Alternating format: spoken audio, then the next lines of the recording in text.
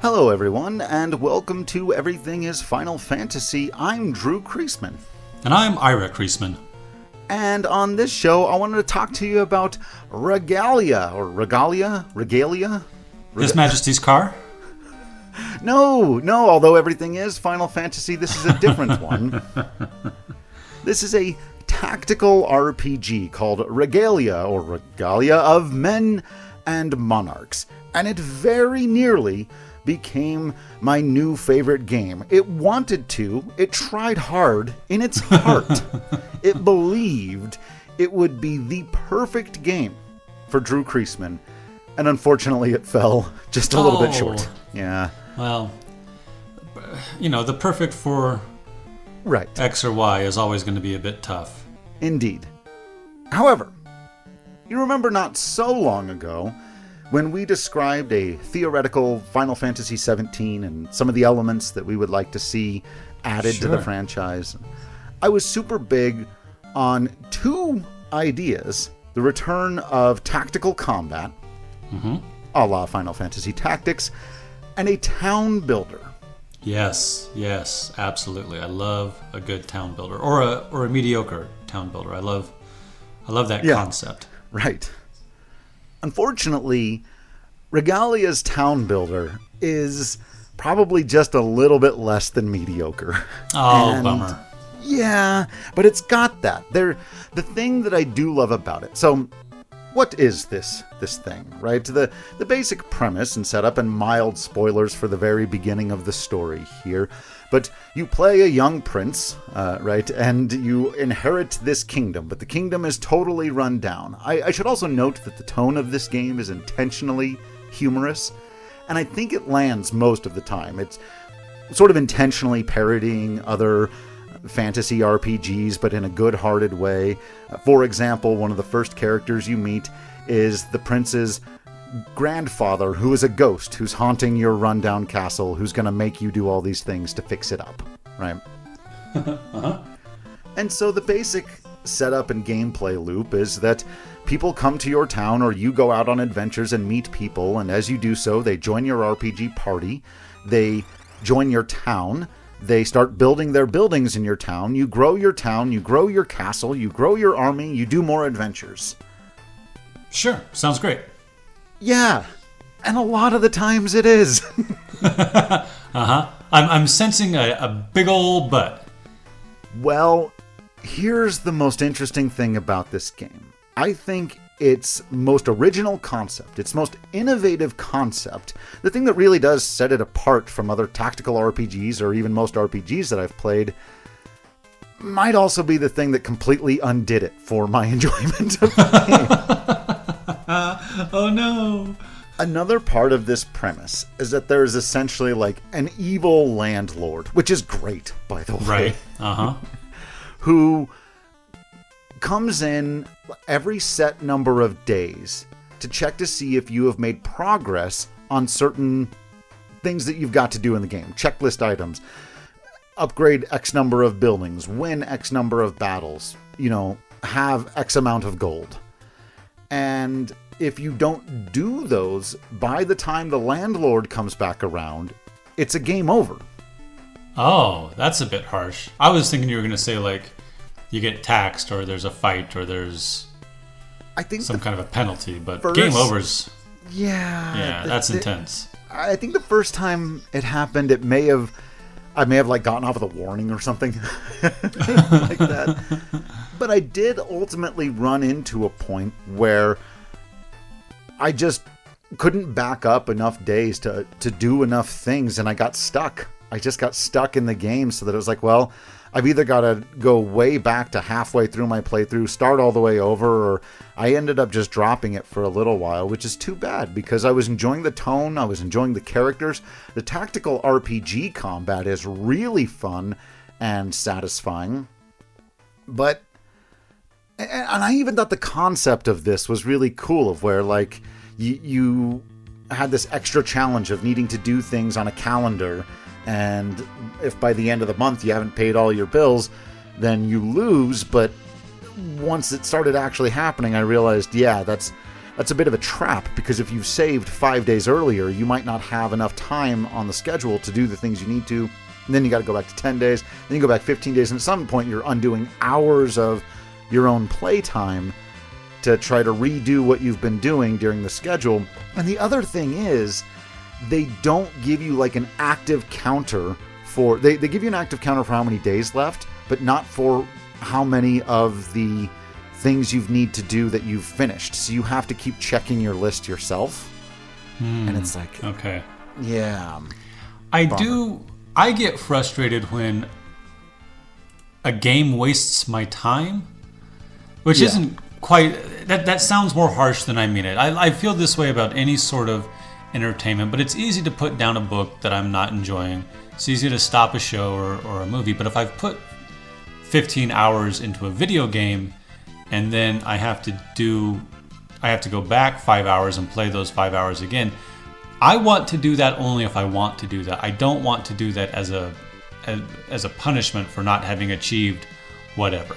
Sure. Right. That can feel... And waste of time is a bit harsh, because there might be some people who actually, it's not a waste for them at all. They love it. But it feels to me like I did this part already. I enjoyed it, but I don't want it undone because somebody else says so. Does that sound right? Yeah. No, I think that's the exact right feeling. And there were times, I will say, a lot of times when you do go back, it's because you need to do things differently, and so you don't necessarily immediately retread ground, but eventually you are going to have to go back and redo the thing that you undid, as it were, right? Sure, yeah. And that can be frustrating. As interesting as the characters are, as fun as the world is, as great as the combat can be. And that's the other thing, is it's also pretty challenging. I think it wanted to live in that tradition of the kind of old school Tactics Ogre, Final Fantasy Tactics. It's a difficult game. I never felt like the tactical combat was unfair. I had to redo some battles, but I never really got stuck just on the combat. And again, usually swapping out characters or trying a different strategy would end up resulting in a different outcome. But it was this one mechanic that when it was first introduced, I was like, okay, cool, that's something unique this game has that the other ones don't. And I will say, it wasn't until probably 40 or 50 hours into the game that I ended up kind of giving up on it. And I haven't totally given up on it, because when I think about it, I do get curious about some of the story. Like, I felt like it started to drag in the middle, but I am curious about where it was going with certain things and how certain character relationships are going to pan out. But yeah, bummer, right? Mm-hmm. Mm-hmm. The other thing is, I mentioned the town mechanic, but you can't really place like where the buildings are. They just, once people arrive, they go and they build their building. It looks how it's going to look, and then you can use resources to upgrade it. It's like as basic bare minimum of a town builder as you can get. And I'm like, damn, if only there could have been a little more time spent on this game. And I think, it's like a $25 game on Steam, and it's from some small developer. It's not, a AAA game. And I think it may have even been like one of those Kickstarter games for a little while. So when you consider all of that, I think especially the voice acting is a lot better than you normally find in these kinds of indie games. But for $25, to get 50 to 60 hours out of it before I got frustrated with that mechanic, I still think it was absolutely worth the price of admission. So the town builder you describe reminds me of Azure Dreams, where you don't really build the town, but as you gain certain items or meet certain characters or achieve certain, jump over certain hurdles, a new building will appear to give you more options and more characters and that sort of thing. So a full-on town builder would be really cool, but sometimes I have found satisfaction in Azure Dreams, and I think Breath of Fire 2 had a similar... Something like that. The home base, where as you achieve certain goals, new people would move in, Suikoden, those sorts of things. Now, I really would like a full-on, I get to decide this and that in our Final Fantasy 17 hypothetical. Yeah. But what you're describing doesn't turn me off. It seems I think I might find a satisfaction in just seeing it grow as opposed to being able to get to build it. The other thing that's really interesting about that, though, that I think you would very much enjoy, is that when all of this happens, the characters like move to town, and on any random day, different characters are available to talk to or not, and will be at different places, and then you get to choose who you're going to go and spend the day with. Of course, warning, don't spend too much time hanging out with your friends and developing your characters and leveling them up, because you get experience and then they can do more stuff in battle the better their relationship gets to the prince. But if you spend all your time doing that, you might lose track of the calendar, and then the landlord will show up. And so that it provides, or that it challenges you to find that balance between upgrading your characters, building your town, because upgrading a building takes a day. Spending a day with a friend takes a day. Going out, and then there are certain dungeons where you'll go to it and it'll say, this is a dungeon that takes 8 days. Right? And interesting. You've got 30 days to pay off the landlord. So yeah, no, it's really fun to try to balance all of it and make it all work. But then when it doesn't, it's frustrating as hell. Especially because I think the last time it happened to me, I thought I had done all of the things and I couldn't figure out which objective I was supposed to achieve that I didn't. And I was just like, well, now I don't even know what to do, so.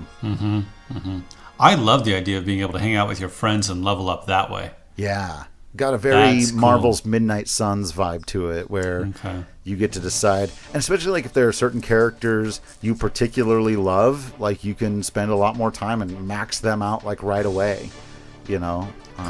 And there's a lot of characters. That's another thing. There's a pretty big cast. I think when I last was playing, I probably had 10 or 11 different characters I could use in battle, and I definitely hadn't unlocked all of them yet. So is it one of those games where you have a large party, but you cannot take them all on the adventure? Yeah, I think so. It's kind of interesting is that you can take like maybe 6 to 8 people out on any given mission, and then I think you're only allowed to take like 5 in battle at once or something like that. Okay, so what do the ones not battling do? Well, they just hang out in your reserves, because if you're on an 8-day dungeon and in the first battle of that, one of your characters falls, unless you get to a rest point, they're out for the rest of the dungeon. So you do need people in reserves. Okay. Because the examples I tend to think of are Shining Force. You get, I think, 30 characters in Shining Force, and you can take 12 into a battle. Yeah, I want that. I still want that back. You get, I think there are 36 in Chrono Cross, and you take 3 in your party. Right. And even though some of them are sort of periphery or silly or whatever, I really want to be able to use, in some capacity, I want to be able to use them all. I think in our hypothetical Final Fantasy 17, I brought up an idea I've had for a while, off and on, which is if you have 30 characters and 3 slots, maybe one of the ways you can use multiple characters is you can get 2 characters and pair them up into a single unit. Right. So, Sergei, Pooh, and Poshel might become a single unit. And then you get 6 characters in your party, but only 3 decisions at a time. But because there's 2 of them, you get more choices, or they get to do more things, or whatever it might be. Right. So I do like large casts. I don't like having a large cast and then having to leave more than half of them behind. Right. Unless they can level up at home. But that's a different, I'm going to go to the dungeon. You guys build the city square, and you'll get to level up that part, and we'll level up over here, and then we'll swap next time. Maybe that would be a way to do it. I really felt like the game could have used a similar mechanic to the tactics thing when you send the characters who aren't in your active party out on some random mission. Right? But they didn't really do that. One of the things that's cool is that almost all of the characters, maybe all of them, have like storyline battles that you will end up having to fight. Like if you reach a certain level up with them, then you go out on a mission with them, and you've got a story fight. So there's, it's really cool. Regalia of Men and Monarchs. Men and Monarchs. Okay. Do you eventually get to fight the landlord? I hope so. I hope he's the final boss. I'll be disappointed if he's not the final boss.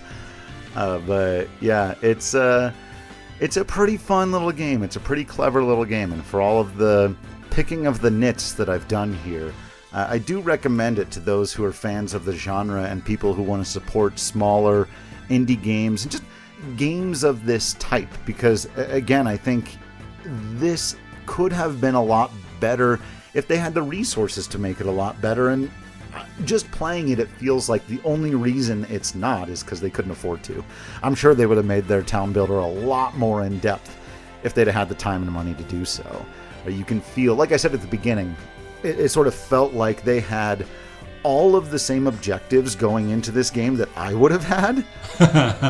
And then at some point someone was like, we can't do all of that. We're going to have to pare some of these things down. And they still ended up with a pretty rad game.